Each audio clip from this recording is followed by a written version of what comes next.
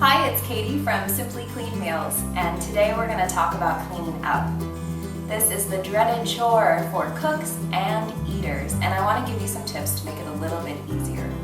The first thing you want to think about doing is combining tools. So if you're making a salad, for example, you want to grab your bowl, make the dressing in the bowl, and then add all of your ingredients to the bowl. And then you've just used your bowl, a whisk, and a knife to make that dish.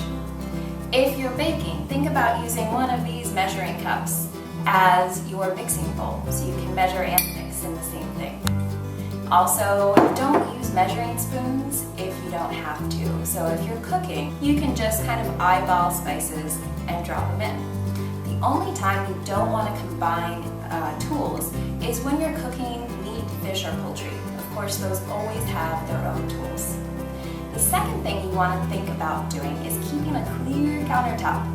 So I'm pretty bad about this, but it does make it a lot easier when you need to wipe down at the end of a meal. The third tip is something I call ABS, and it stands for Always Be Strafing.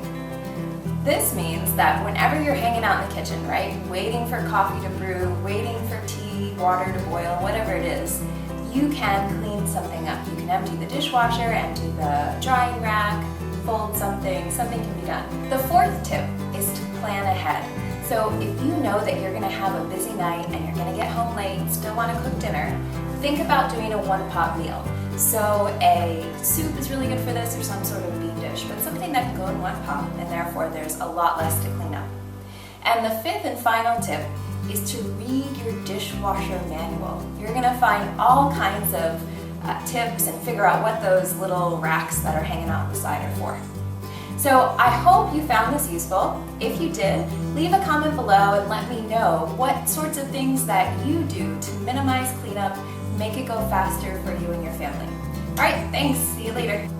Ha! Always be